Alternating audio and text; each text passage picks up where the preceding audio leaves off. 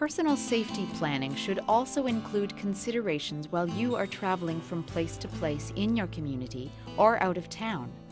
Whether you are driving your own vehicle, taking public transit, or walking from place to place.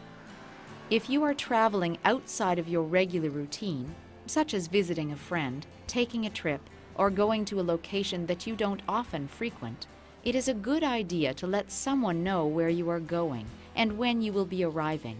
Check in with your contact person when you get there to let them know you have arrived safely. Goodness. Yes, I was just wondering. If your contact person does not hear from you, they can assume your abusive partner has found you and put you in harm's way.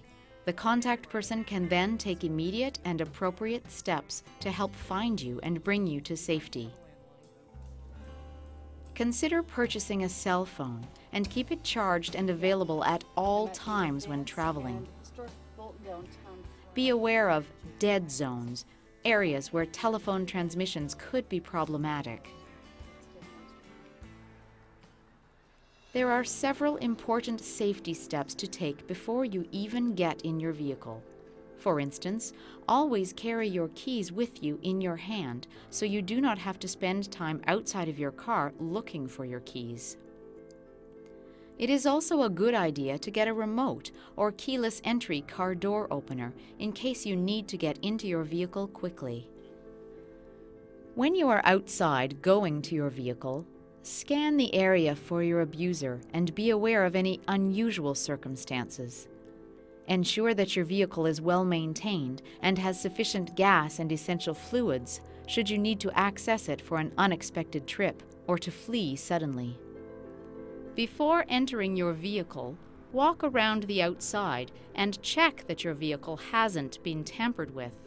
Take special note of the tires. Before getting into the vehicle, look in the back seat. Always keep your car locked, even when you are in the vehicle. Before driving off, test the brakes to ensure that they haven't been tampered with.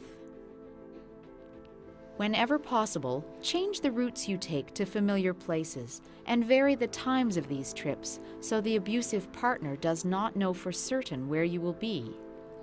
Take well-traveled and main routes wherever possible. Avoid poorly lit back routes where you are likely to be traveling alone. Whether you are walking or driving, always be aware of where you are, making note of street names and local landmarks in case you require police to attend.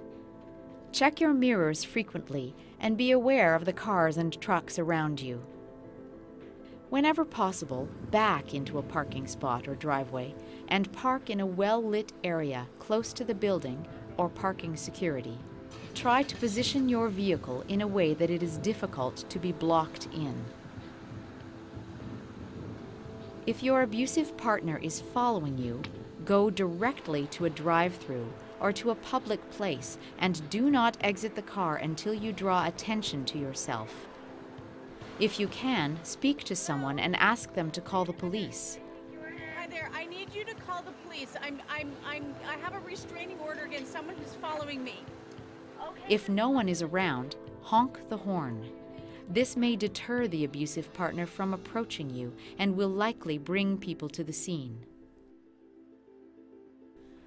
If you are walking, always take a well-lit route and walk with others whenever possible. If you suspect you are being followed, cross the street to see if the person following you also crosses the street.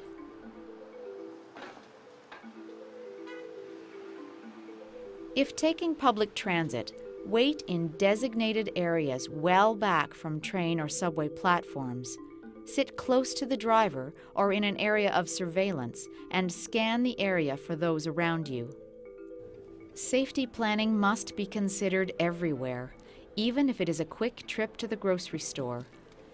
If an abusive spouse is determined to harm you, he or she may look for you wherever you go. The following are steps that you can take to help increase your safety while you are out and about. Avoid predictable behavior by varying your routine. This way, the abusive partner cannot easily locate you. For instance, shop at different stores and frequent different social spots. Use a different bank or branch and take care of your banking at different hours from those you used to with your abusive partner. Never go to a place that the abuser is likely to be. Reschedule any of your personal appointments or your children's appointments if you think your abusive partner may know about them. Tell the receptionist not to let anyone know when you have rescheduled. Whether you are driving your own vehicle, taking public transit, or walking, either within your own community or elsewhere, being alert, carrying a cell phone, and having a safety plan may help you protect yourself from potential danger.